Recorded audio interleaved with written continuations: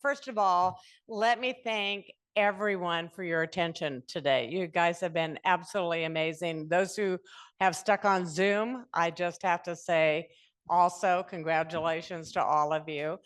I took down what I considered throughout the day, some of the themes that I heard. Love your feedback about whether or not they make sense. Regardless of the group that you were in, what I really heard was align to fix. Doesn't make any difference if you're in maternal care, aging, what you're talking about. Alignment becomes really critical if we're to collaborate and to fix things. Collaboration and partnership is critical. And I think one of the things that came up is a question of, do you have the right partners at the table?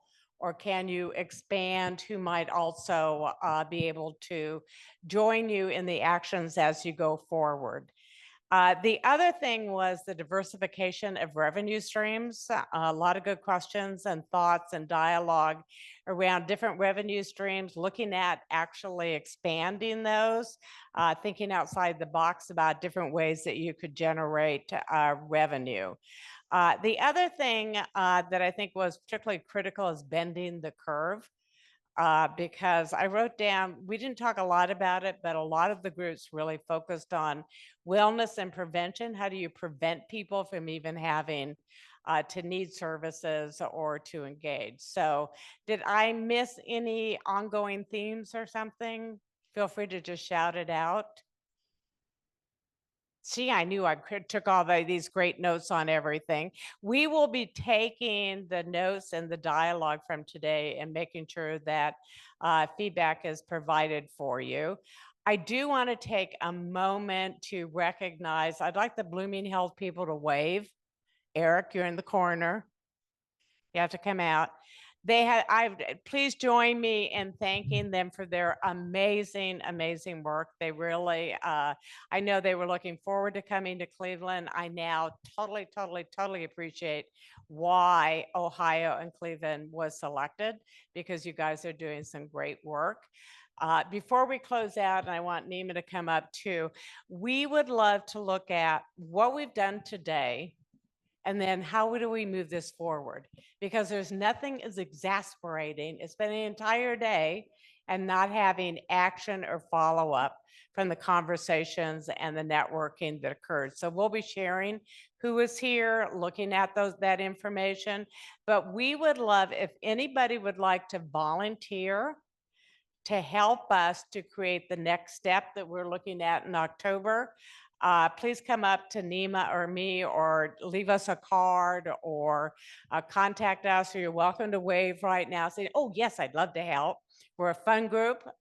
We like to have action focused as part of that, but we would love a group to help us to move this forward. So with that, I will thank you for your attention. Turn it over to Nima. All right. All right. I hope you all had fun, and it was a productive conversation for all of you. I really enjoyed all the conversations. This was all about you, wasn't about us. It was all about all the stakeholders here that are doing the hard work in the communities, and for us to just facilitate some of those conversations. As Vicki mentioned, this was just episode 1.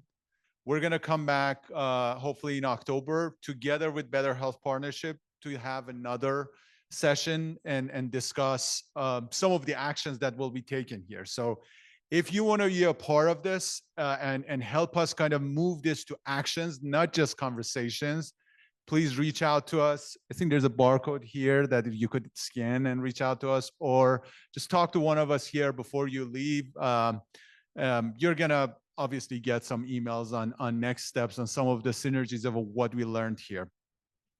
Before I wrap up here, I want to mention 2 things.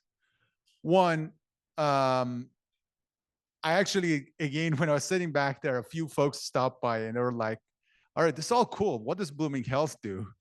And I was like, we have a full team here. If you want to learn more about what Blooming Health is doing across the 27 states we're working in, feel free to stop by before you leave. And our team is more than happy to actually book a time, walk you through how social workers, care managers, health systems, MCOs, government departments are using our platform to facilitate some of the hard work that we discussed today, some of the fragmentation in the system, some of the mundane tasks that are needed to be done, and how we can make social care more accessible, more equitable. Believe it or not, we have actually members on our platform who live approximately 20 miles away from the southern border with Mexico. We have folks that live literally in the northern part of New York State by Canadian border. We have folks that live in rural Arizona. We have folks that live in downtown Manhattan, New York City. We are seeing a lot of interesting patterns. This problem, even though changes its nature from one state to the other, from one kind of segment of population to the other, but the problem itself doesn't change. The food insecurity doesn't change. The causes could change. Once is I'm too far from the closest grocery store or food pantry, and I'm an older adult that cannot drive 1 hour each way to get my hands on a fresh food. Another one is someone cannot stand in a line for half a day in New York City to get actually that bag of pantry. The problem is there, and our job at Blooming Health really is to use technology, make it as humane as possible, and help the communities. The next thing I want to mention quickly before we wrap up is that I think we have two of the people on this slide in the room. We have Dr. Runnels in the room. I think we have Commissioner Mills in the room. I don't know if you have Christina Austin in the room or not. She left. All right, cool. These three people made the most number of you folks to come to this event. Basically forwarded that email, referred this event to you. As a token of thank you to them, we're gonna make a small donation to three nonprofits of their choice in Cleveland/Ohio. We're gonna reach out to them via email. But this is our way of thanking them for spreading the good word and bringing the community together for this discussion. We're going to definitely be back, hopefully next time with more actions taken, reporting on them, and hopefully growing and compounding on them.